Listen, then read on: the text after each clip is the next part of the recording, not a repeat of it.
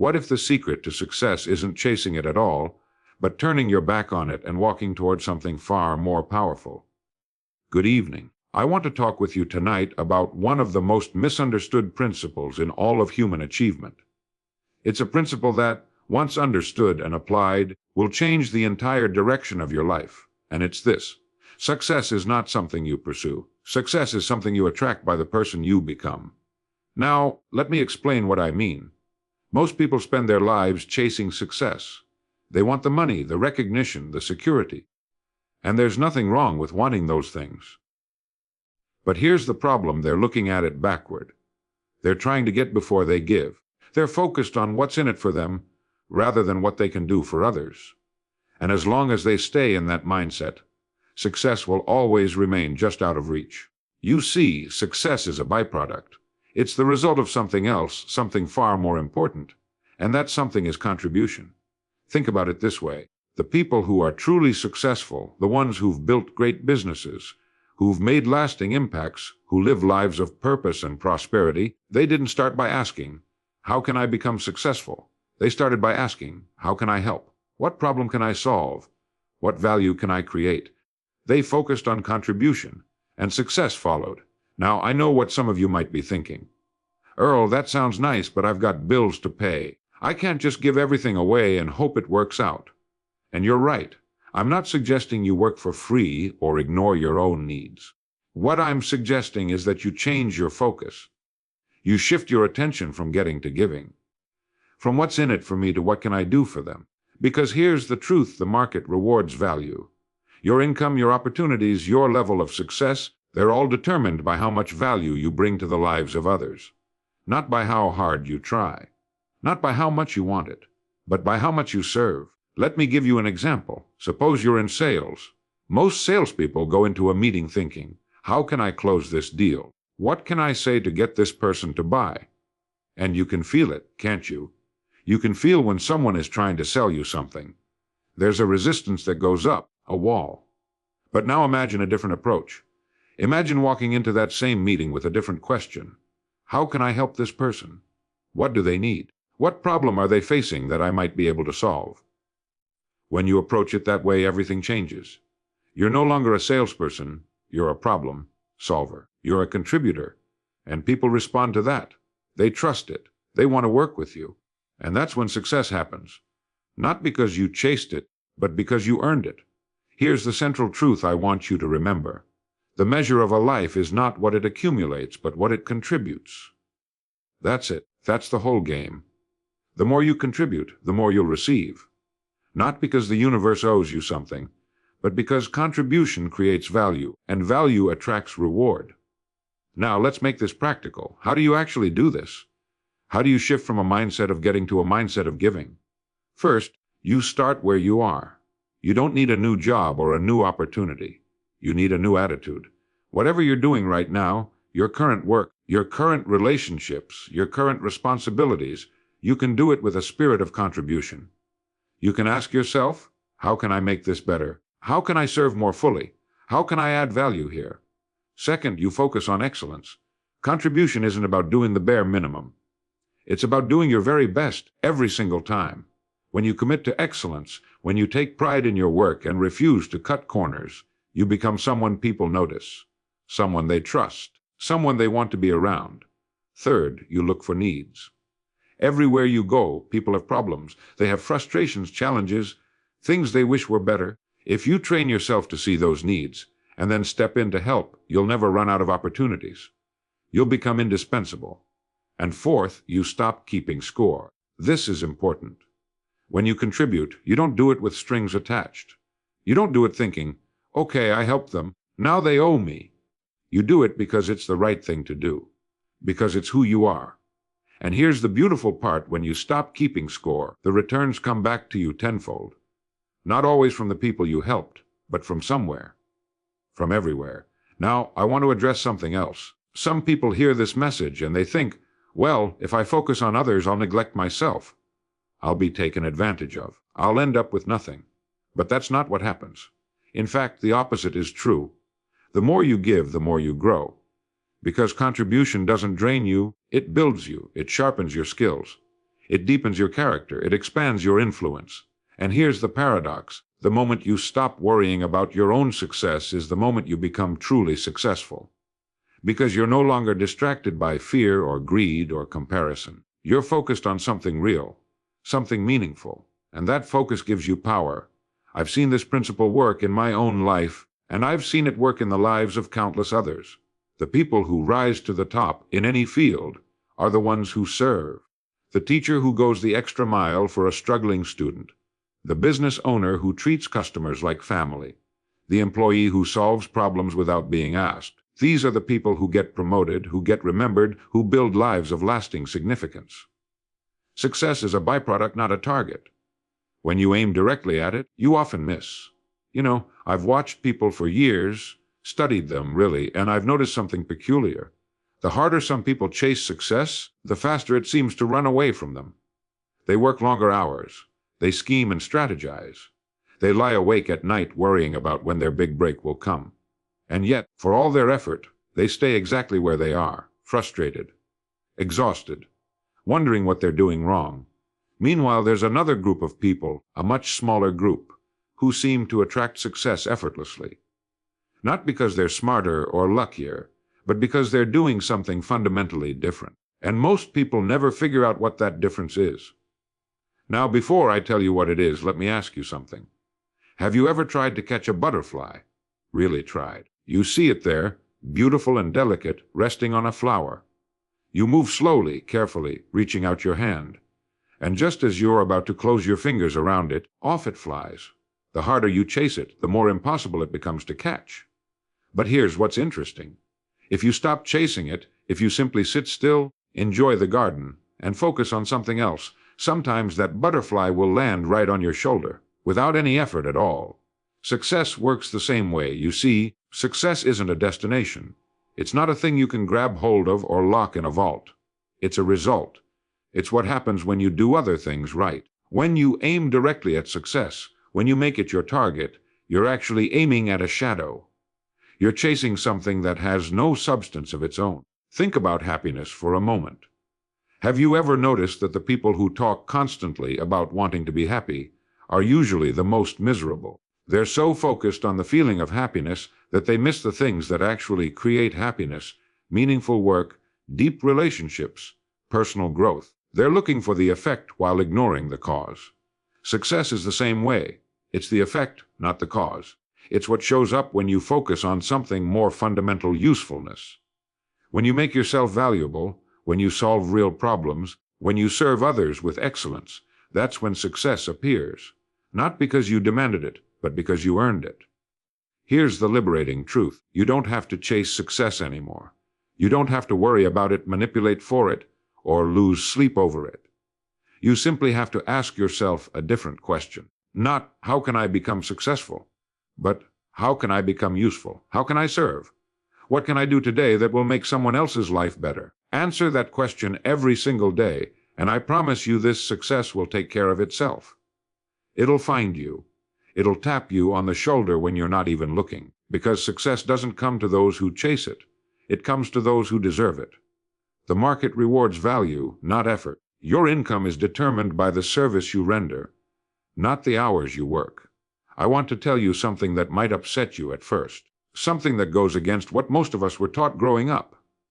But stay with me, because understanding this one principle could change everything about how you approach your work and your income. Here it is: nobody cares how hard you work. I know. You've been told your whole life that hard work is the key to success. That if you just put in the hours, if you give it everything you've got, you'll be rewarded. You've watched people work themselves to exhaustion. Maybe you've done it yourself, believing that effort alone would be enough. And then you look at your paycheck, or your bank account, or your position in life, and you wonder why the math doesn't add up. Why isn't it more? Why aren't you more? Now, let me be clear about something before we go any further. I'm not saying hard work doesn't matter. It does.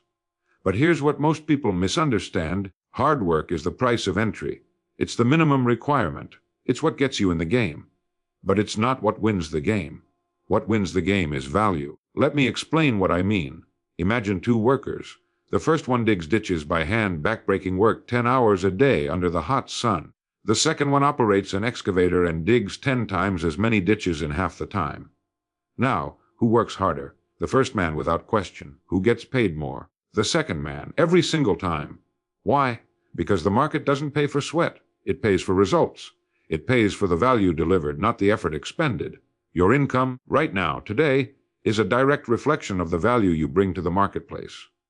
Not how tired you are at the end of the day, not how many hours you logged, but how much difference you made, how many problems you solved, how many people you helped. This is actually wonderful news once you understand it. It means you're not trapped. You're not stuck earning what you're earning simply because you can't work any harder, because you're probably already working as hard as you can. What it means is that you need to work differently. You need to increase your value. And how do you do that? You develop skills. You learn. You improve the quality of what you do. You find better ways to serve. You stop thinking about the hours and start thinking about the impact. A doctor doesn't make more money than a dishwasher because he works harder. He makes more because he brings more value. He spent years developing specialized knowledge that saves lives. The market recognizes that value and compensates accordingly. So here's your freedom. You can increase your income anytime you choose, not by working longer, but by becoming more valuable, by learning something new, by mastering your craft, by serving at a higher level. Focus on increasing your value, and your income will follow. Not because life is fair, but because the market is honest. It pays for what it receives. Always has, always will. Contribution creates connection. When you focus on helping others, doors open that you never knew existed. Let me tell you about a problem that plagues more people than just about anything else. It's quiet. It's invisible. But it's absolutely devastating. Isolation. Not the kind where you're physically alone, though that happens too. I'm talking about the kind where you're surrounded by people, yet you feel completely disconnected, where opportunities seem to go to everyone else, where the right people never seem to notice you, where doors remain closed no matter how hard you knock. You send out resumes, nothing. You network at events, polite conversations that lead nowhere. You try to make things happen, to force your way forward, but it's like pushing against a wall that won't budge. And after a while, you start to wonder if maybe you're just not meant for the life you want. Maybe you don't have the right connections, the right background, the right luck. But here's what I need you to consider for just a moment. What if the reason those doors aren't opening isn't because you lack something, but because you're approaching them the wrong way? What if you've been knocking when you should have been giving? Stay with me here. Every meaningful connection you have in your life, every friendship, every opportunity, every open door, it didn't come from taking. It came from exchange.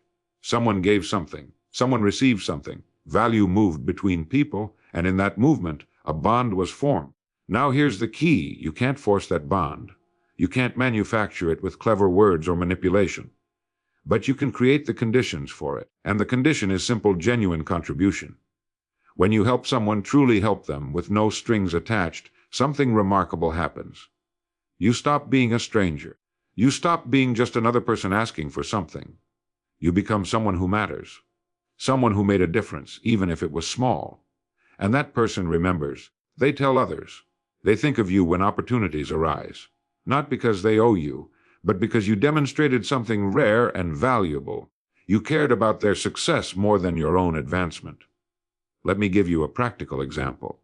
Suppose you're looking for a job in a new industry. You could send 100 resumes into the void, hoping someone notices. Or you could find someone in that industry and ask, "How can I help you? What project are you working on that I could contribute to? What problem could I solve, even for free, just to learn and add value?" Most people won't do that. It feels backward. It feels like you're giving away what you should be getting paid for. But here's what happens when you contribute first. You build trust. You demonstrate competence. You create a relationship. And relationships are what open doors. The opportunities you're looking for aren't hidden behind locked gates. They're held in the hands of people, real people who are looking for others they can trust, who add value, who make their lives better. So stop knocking on doors. Start helping the people on the other side of them. Contribute first. Serve first. Give first. And watch how quickly those doors swing wide open, not because you demanded entry, but because someone invited you in. Self-concern is the enemy of achievement.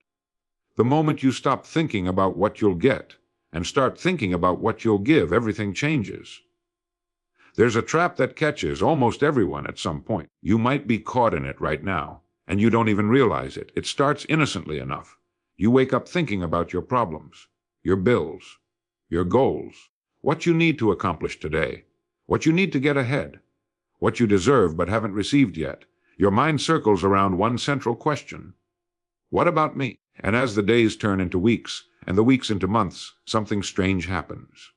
The harder you focus on yourself, on your own needs, your own advancement, your own success, the more stuck you become. Opportunities dry up. People seem less interested in helping you. Progress slows to a crawl, and you can't figure out why, because you're working so hard, wanting it so badly, trying so desperately to make something happen. What you don't realize is that you've become trapped in your own orbit, and nobody wants to enter a world where they're just a supporting character in someone else's story. Now, I want you to think about something for a moment. Really think about it. When was the last time you had a truly great conversation? The kind that left you energized, inspired, feeling better about life. I'll bet anything it was with someone who was genuinely interested in you. Someone who asked questions and actually listened. Someone who wasn't just waiting for their turn to talk about themselves. And conversely, when was the last time you couldn't wait to get away from someone? I'll bet it was someone who talked endlessly about themselves, their problems, their achievements, their opinions, with little interest in anything you had to say. We all instinctively know this about human nature. We're drawn to people who are interested in us, and we avoid people who are only interested in themselves. Yet somehow, when it comes to our own behavior, we forget this fundamental truth. Here's what I've learned after years of observing successful people. The ones who achieve the most are the ones who think about themselves the least. Not because they don't have goals or ambition, they absolutely do, but because they've discovered something transformative. When you focus outward instead of inward, you tap into a power you never knew you had. Think of it like this. A light bulb turned inward produces no illumination, it just generates heat. But when that same light faces outward, it lights up an entire room. Your talents, your energy, your focus, they work the same way.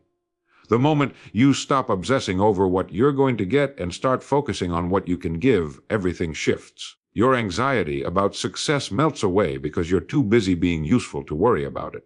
Your relationships deepen because people finally feel seen by you. Opportunities multiply because you're solving problems instead of asking for favors. Self-concern is like quicksand. The more you struggle with it, the deeper you sink. But contribution is solid ground. So here's your way out. Take your eyes off yourself.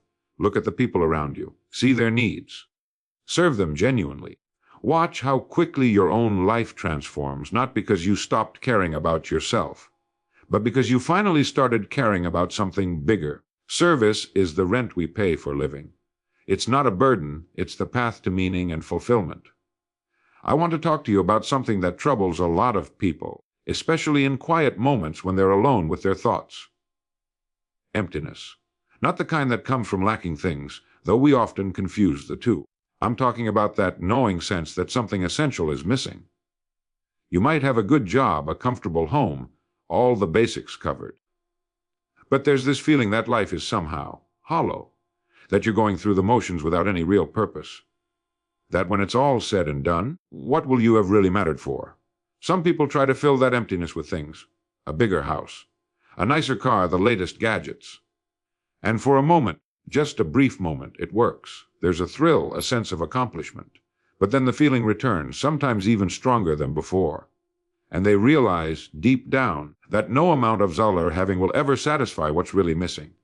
Others simply accept it. They tell themselves, this is just how life is. You work, you pay bills, you get through the week, and then you do it again. And they resign themselves to quiet desperation, never quite understanding what went wrong. But let me tell you something important. That emptiness you feel, it's not a flaw. It's not a sign that something is wrong with you. It's actually a signal. It's your soul's way of telling you that you were built for more than just consumption, more than just taking up space, More than just existing. You were built to matter. And here's the beautiful truth. You already know how to fill that emptiness. You've felt it before, those rare moments when you helped someone and it actually meant something. When you solved a problem for a colleague. When you taught your child something valuable. When you volunteered your time and saw the real difference it made. In those moments, didn't you feel alive? Didn't you feel like you were finally doing what you were put here to do? That's not coincidence. That's your design. Human beings aren't made to just receive. We're made to give. We're made to contribute, to serve, to leave things better than we found them. And here's what most people miss. Service isn't some noble sacrifice you make at the expense of your own happiness. It's not about martyring yourself or putting everyone else first while you suffer. Service is actually the source of fulfillment. It's what makes life meaningful. Think about the happiest people you know. I mean truly happy, not just entertained or distracted, but deeply satisfied with their lives. I'll bet they're people who serve others in some significant way. Teachers who shape young minds, doctors who heal the sick, parents who pour themselves into their children, business owners who genuinely care about their customers. They've discovered what you're searching for. You don't find meaning by looking for it. You find it by creating it through service, through contribution, through making yourself useful to others. So if you're feeling that emptiness, don't try to fill it with more stuff. Don't try to distract yourself from it. Listen to it. It's telling you something important. It's time to serve. Find someone to help. Find a problem to solve. Find a way to make yourself useful. That's not a burden. That's your purpose. And the moment you step into it, that emptiness disappears, replaced by something far more valuable, a life that actually means something. Your worth increases when you make others better. The more lives you touch, the more valuable you become. Here's something that keeps a lot of people awake at night, though they rarely say it out loud. The fear of being replaceable. You see it everywhere. People grinding away at jobs where they feel invisible, where they could be gone tomorrow and the world would barely notice. Where they're just another cog in the machine, easily swapped out for someone younger, cheaper, or more qualified. And that fear runs deep. It whispers terrible things in the quiet hours. You're not special. You're not essential. You're falling behind, and eventually they'll figure out they don't really need you. So people try to protect themselves. They hoard information. They avoid helping competitors. They keep their best ideas to themselves, thinking that scarcity will make them valuable. If I teach them what I know, they think, then what do I have left? Why would anyone need me? And here's the tragedy: in trying to protect their value, they actually destroy it. Now, let me ask you something that might seem strange at first. Think about the most valuable people you know. The ones everyone wants on their team. The ones who get called first when there's an important project. The ones who seem to have endless opportunities. What do they all have in common? I'll tell you what they have in common. They make everyone around them better. They're not valuable because they keep secrets or guard their knowledge. They're valuable because they multiply. They raise the level of every room they enter. They teach. They mentor. They share. They lift others up. And paradoxically, the more they give away, the more valuable they become. Let me explain why this works. When you make someone else better, when you teach them something valuable, when you help them solve a problem, when you contribute to their growth, you're doing something profound. You're not diminishing yourself. You're expanding yourself. You're extending your influence beyond your own two hands. Think about a teacher who touches 100 students. Those students go out and do great things, and they remember who helped them get there. That teacher's value doesn't stop at the classroom door. It multiplies across 100 different lives and careers. Think about a manager who develops her team instead of taking credit for their work. Those team members become leaders themselves, and they carry her lessons forward. Her influence grows exponentially. Think about a mentor who freely shares his knowledge. The people he helps don't replace him. They become his greatest advocates. They open doors for him. They refer opportunities to him. They sing his praises to anyone who listens. You see, here's the truth: you don't become valuable by holding back. You become valuable by pouring out, by making other people successful, by leaving everyone you encounter a little better than you found them. And the beautiful thing is, you can start doing this today, right where you are. You don't need permission. You don't need a special title. You just need to look for chances to help someone else succeed. Teach the new employee. Share credit for victories. Recommend someone else for an opportunity they're better suited for. Celebrate others' wins as loudly as your own. Make others better, and your own value will soar, not because you demanded recognition, but because you became irreplaceable by making everyone around you more capable. That's not just security. That's significance. Success follows the useful. Be indispensable in your contribution, and you'll never have to worry about success again. Let me tell you about a worry that eats at people more than almost anything else in their working lives. Job security, financial stability, the knowing uncertainty of not knowing if you'll be okay next year, next month, or even next week. You watch the news and hear about layoffs, downsizing, automation, industries vanishing overnight. You see people with decades of experience suddenly scrambling to find work. And you wonder, could that be me? Am I safe? What happens if they don't need me anymore? So you try to play it safe. Keep your head down. Don't make waves. Hope that loyalty and longevity will protect you. Maybe you've been with the same company for years, thinking that tenure alone will shield you when times get tough. Or maybe you're constantly anxious, updating your resume every few months, always looking over your shoulder. But here's what I need you to understand. Hoping for security and actually having it are two entirely different things. Now, I want you to think about something for just a moment and be honest with yourself. If you disappeared from your job tomorrow, how long would it take before things started falling apart? Would critical projects stall? Would customers complain? Would your boss panic? Or would someone else simply step into your role and the machine would keep running as if you'd never been there at all? That answer, the honest answer, tells you everything about your real security. Because here's the truth that nobody wants to say out loud. You're not secure because you've been there a long time. You're not secure because you're a nice person or because you show up on time. You're only as secure as you are useful, as indispensable as you make yourself through the value you deliver. And here's the good news, the truly liberating news. That's completely within your control. Think about the people who never worry about security. I'm not talking about the independently wealthy. I'm talking about the professionals who always land on their feet. The ones who get headhunted. The ones who have opportunities coming to them instead of chasing after them. What do they have that others don't? They've made themselves indispensable. Not in one narrow way, but in their ability to solve problems that matter.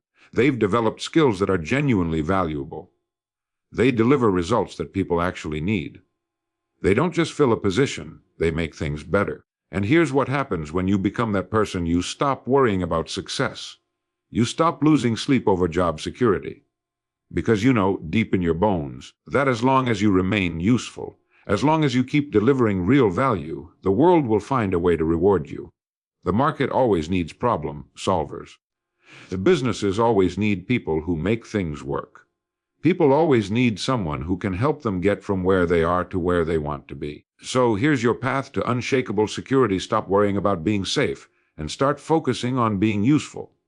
Stop protecting your position and start expanding your capabilities. Stop doing just enough to get by and start delivering so much value that you become irreplaceable. Learn new skills. Solve problems nobody asked you to solve. Anticipate needs before they become crises.